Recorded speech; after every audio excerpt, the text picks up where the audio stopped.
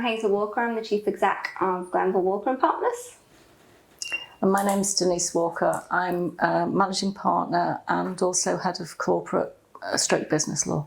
Glenville Walker is a solutions-driven business law firm who are very client-centric, client-focused, as well as staff-focused, because we believe that that's the best that we'll get out of our staff for delivery of our clients. We bring to the market corporate, commercial, intellectual property and property commercial conveyancing. Essentially, we are a law firm, but we're a business law firm, so we're all about business legal advices. The object of the exercise is to bring to the market commercially savvy, commercially astute legal advice. So rather than just textbook legal advice, we apply our experience, which is pretty long term when you go across the group, to solving people's problems in the most practical fashion. We were incorporated in 2017, January 2017, and it was born out of the brainchild of Denise as a founding director. And effectively, it was to basically deliver some of the traditional skills within law, but in a commercially astute environment and pragmatic approach. So effectively being able to give good quality legal services at a high top level really for them, but actually at more affordable, achievable prices. So effectively we could create a longer relationship with the client from start of their business all the way up to sale or acquisitions even within their groups. And effectively it was an itch that Denise needed to continue with, because you had an additional firm and business left within you, didn't you? I think what really happened was I'd become tired with what I would call the larger corporate law firm, in that as law firms were getting bigger and bigger, and I did work for a very good, quite large one for a very long time, they became more bureaucratic, or at least that's how I learned what I learned in the processes, and less really about the client, more about how the law firm would be run. So what we did was, because of my frustrations and because sometimes I can be quite willful, we decided to set up and sort of go back to basics. So if you like, old-fashioned client care, modelling the business all around the client, getting things done, less bureaucracy, moving very fast. Well, I believe it's certainly to do with our actual lawyers, our commercially minded lawyers. Our recruitment process is very much driven around the lawyers that can think within a 360 round. So they don't just simply look at, the application of the law and their specialism, but they actually look at the very fundamentals of what their client or the matter requires in terms of business construct. So they will apply. A lot of our lawyers come from different varying backgrounds, don't they? Whether they've actually come from law from a different side, whether it's pharmaceuticals, medicine, all the way up to actually owning their own businesses prior. Or even just through the traditional legal route where they can actually learn from their peers in the group. And it's where they actually apply their advice actually through commercial eyes, so that it will work the best solution and the best efficient solution for the client. So effectively the client can get, pragmatic approach to their advice and not the jargon, and actually achieve 4 fundamentals for their business in their advice. So it would work for longevity, whether it's restructuring a firm, whether it's starting up one or selling one, getting a firm, fit for sale on the fitness treadmill. And I think really our key selling point is that we do have that pragmatic and commercial approach to applying law. Yeah, for me, it's about being down to earth and cutting through the rubbish and getting things done as simply and as commercially as possible. I think that clients, they don't really want to hear how clever you are. They just want to know that you're good at what you do and that you can make their business, make a difference to their business as quickly as you can and as cost effectively as you can. So for me, that was really the most important thing. When I was growing up as a lawyer, those of you who know me around Liverpool will know that I had a very good mentor, but most of his time was spent talking to clients about their business, aspects of their business on the phone. So it wasn't just about the legals, it was actually about, well, how do we make the legals work in your business?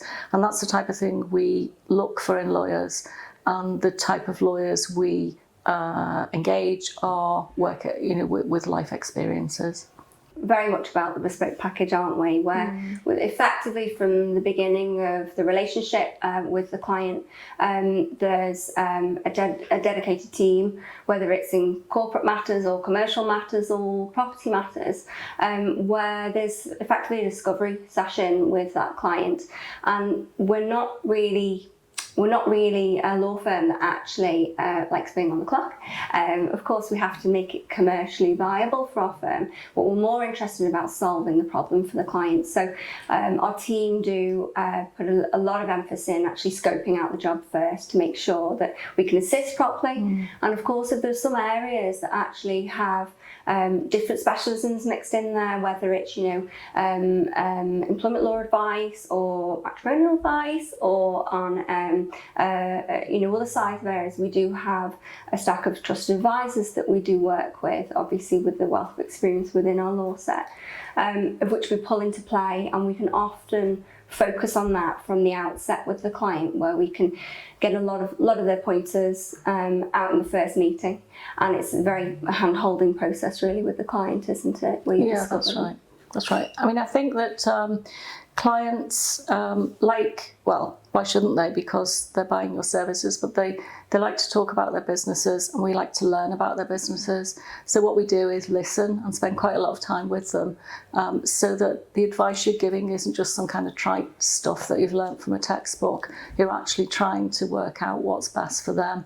Now, they will know what's best for them better than we will, but actually if you give them solutions and different alternatives, you will find that they will value that, and actually you do feel that you are making a real difference to the business. So I suppose we're more client friendly, we're more client interested, we're more inquisitive.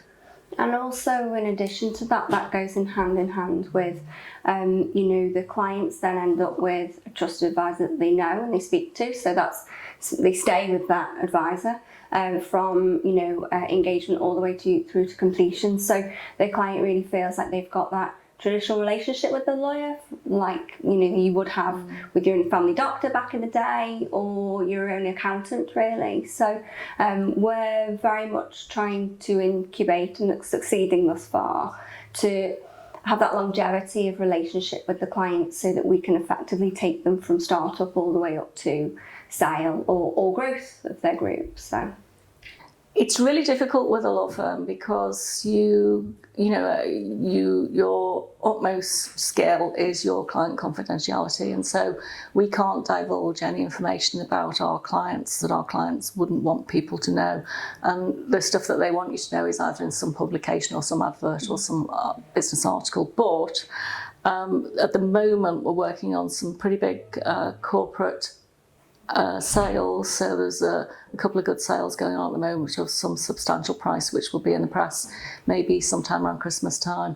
And I've got particularly a really good financial services business, which has got some really innovative technology and processes, where we're working with top level financial organisations who I won't name, but we're working with those on something pretty bespoke. So that's quite interesting. Commercial property side are always doing development work, so there's lots of development going on around. And the intellectual property people have also got all sorts of secret inventions that they never tell anybody about, but they're usually working on something good. I think collectively, she would say world domination, but there we go. I think collectively, obviously looking at the kind of 5-year plan at the moment, we're certainly looking at raising our market voice with the assistance with Downtown, and running some quite strong PR campaigns to actually get our voice out there and actually make a stamp on the market. Because all the while we've operationally been building the brand and building the operation of the firm. So now's our time to really take over and take the clipboard. But It definitely is focused on recruitment side. So we currently have around about 21 staff, 22 staff as of today. 23 soon. 23 soon. And that's ever growing, particularly through the lockdown. We saw a considerable amount of growth in terms of recruitment, which was a great win for us. But certainly we would really like to take that up to, a medium-sized firm of about 40 staff. 40 fee earners, and the reason is that we still want to be able to contain and look after the culture of the firm. So that obviously goes all the way through to the client's delivery. So if we know every staff member and their name and what shoe size and what they like to have for breakfast, then of course we can still maintain that warm relationship with the clients and the staff. And we're due, very imminently, to knock through into an additional set of offices. So we're growing in actual footprint. We're still within a Century building in the L3 postcode. But that's operationally and obviously recruitment-wise. I always get accused of rushing ahead and they all drag me backwards and say, whoa, stop doing what you're doing. But for me, it's about, we started off as 4 people. We've had a phenomenally good first 5 years. I pinch myself sometimes thinking, how the hell did we get to 23 people? We're at 23 people. The object is not to get so big. I probably won't get that big in my lifetime anyway, but to get so big that we become a mass of lawyers. I want us to be a specialist entity, a specialist boutique. So we're known as business lawyers. I want, the reason for the profile raise is so that it's almost like, somebody says Glenville Walker and we want people to go business lawyers. And it'd be really nice if they said really good business lawyers. But that's the type of thing we want to do. And we just want to be specialist in our area. So we don't want to be a full service law firm where we maybe do trust and probate or matrimonial. We do have consultants who can do those types of work for us as an add-on, but we don't want to specialise in those areas. So for me, it's getting to a nice, comfortable size with some really quality, experienced lawyers, and then staying at that specialist group so that people will seek us out for the reasons, for our experience. Certainly, I do know across between Denise and I, there's always been some deep-rooted history within downtown, whether you've worked with them in the past or whether you have actually been the first sponsor in the past, which you have in your previous law firm that you worked at. And there's definitely always been a really strong underlying community with the downtown membership. Between different firms and organisations we've worked at, and obviously very strong and market driven for downtown no matter what sector you're in. So for us, we obviously really want to work and collaborate within the downtown membership and use that to our advantage, but also have the support of downtown's networking ability and promotion. And the online presence of downtown, particularly through lockdown, has been particularly strong in my opinion. So we would really like to jump on that bandwagon and join the party really with it, because it's definitely noticed in the market, particularly with the strength of LinkedIn and all social media just escalating out of control, that a lot of the newer generations are coming into the market and actually using it and using LinkedIn to refer, cross-refer, learn, educate themselves, teach themselves about different editorial pieces on the market, no matter what sector you're in. So I think we really would be remiss of us if we didn't actually jump onto the downtown train really. But you have some deep-rooted... I've got some personal experiences of when downtown started up. I was probably one of the first people to say to Frank, we want to sponsor you. That was of course in my old law firm that shall now remain nameless. But it was a really good experience because when we did sponsor, the profile of the department that was the main focus of the sponsorship, which was the corporate commercial business orientated team, just went through the roof. Downtown are good at that, and I'm quite proud of downtown because as as well, we've only grown in the last 5 years, but watched downtown over the years, and it's become a much more sophisticated organisation with, you know, a good quality base in business networking, business development. And so from our perspective, whilst we are on our profile raising campaign, why wouldn't you use downtown? Because they're the best thing around to do this project with. Certainly, I mean, of course, they can always personally reach out to Denise and I on our handles on LinkedIn, but obviously at Glenville Walker and Partners, in all the one word, within LinkedIn is great for our company platform, but equally, you know, by telephone on 01513059650 or email on info@glenvillewalker.com. My mobile phone is really my office these days. So if anybody does make contact, as soon as your number gets into my phone, it stays there, and you can ring me pretty much at any time of the day. And sadly, to my husband's disgust, at night as well. If you enjoyed that video, then please subscribe to our YouTube channel on the link below, and be among the first to get to listen to all the latest interviews through the Downtown Den.